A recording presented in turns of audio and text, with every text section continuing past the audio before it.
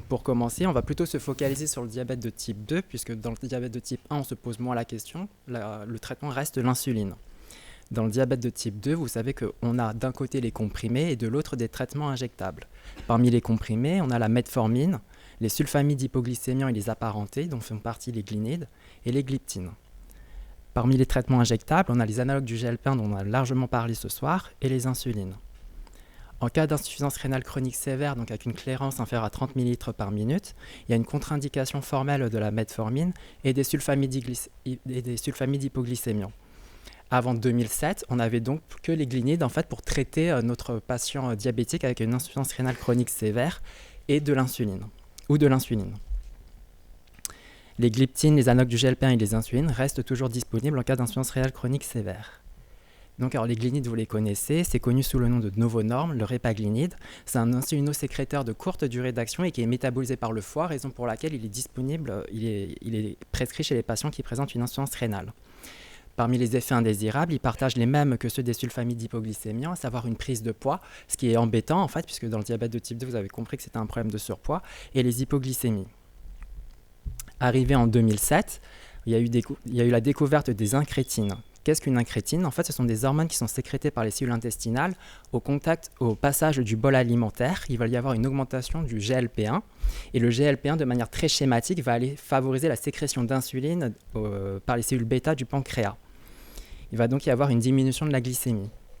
Le GLP-1 est rapidement dégradé en fait, dans notre organisme par une enzyme qu'on appelle la DPP4 pour la dipeptidyl peptidase 4.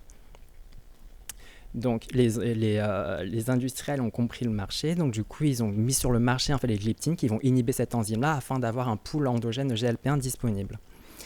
L'avantage que présentent les gliptines par rapport aux glinides, c'est qu'ils ne font pas prendre de poids chez nos patients diabétiques. Ils sont possiblement prescrits chez les patients qui présentent une insuffisance rénale chronique sévère avec une adaptation de la posologie. Le Januvia se donne à un quart de dose, mais malheureusement, cette posologie n'est pas commercialisée en France et le Galvus se donne à demi-dose et celle-là elle est disponible sur le marché français.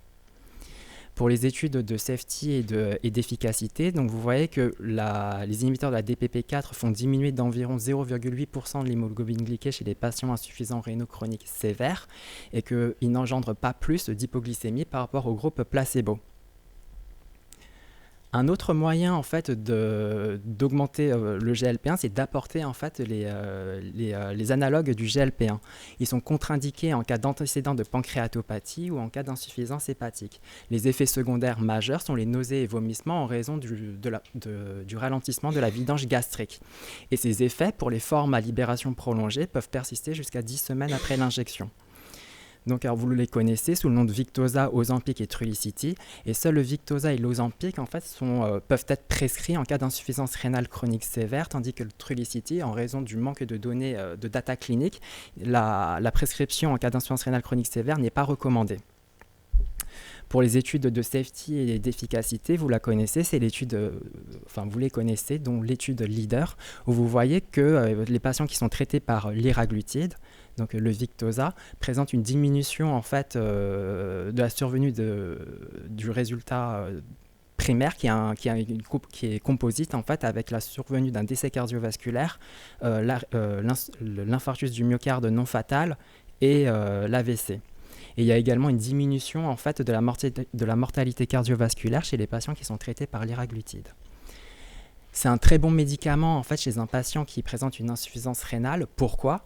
Parce que vous voyez que chez les patients qui sont traités par liraglutide, il y a une diminution de la survenue des événements dits rénaux, qui est également un critère composite avec la survenue d'une macroalbuminurie, le doublement en fait, de la créatinémie, le recours à la dialyse, ou une mortalité d'origine rénale.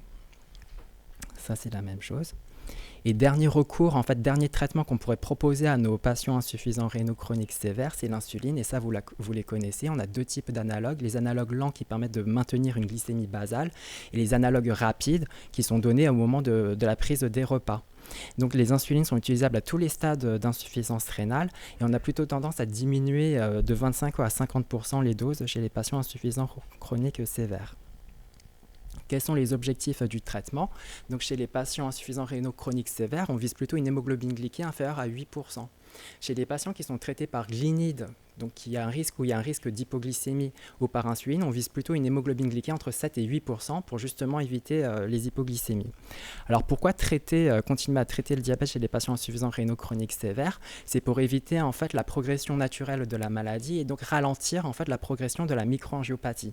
La prise en charge est globale puisqu'il faut aussi prendre en charge l'hypertension artérielle et la protéinurie puisque ce sont deux facteurs de progression majeurs dans la maladie rénale.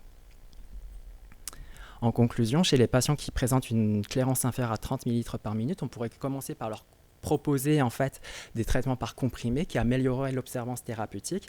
Donc les gliptines qui ont l'avantage de ne pas faire prendre de poids et pas d'hypoglycémie, combinés ou non au répaglinide. Si jamais l'hémoglobine glyquée est inférieure à 8%, ce qu'on visait, donc on pourra poursuivre le même traitement. Et si jamais l'hémoglobine glyquée est supérieure à la cible, on pourra soit switcher donc la gliptine pour un analogue du GLP-1, soit avoir un recours à l'insulinothérapie, tout en gardant à l'esprit que le GLP-1 en fait n'a pas encore l'AMM en fait pour un traitement en monothérapie. Voilà.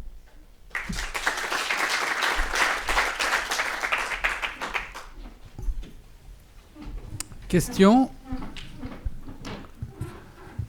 Les cardiologues, ils doivent s'occuper de ça ou Non. Et alors, vous n'utilisez pas l'insuline plus rapidement chez ces malades-là? Tout dépendra en fait du déséquilibre de l'hémoglobine glyquée. Si jamais effectivement il a 10-11%, on aura plus facilement recours à l'insuline pour équilibrer son diabète.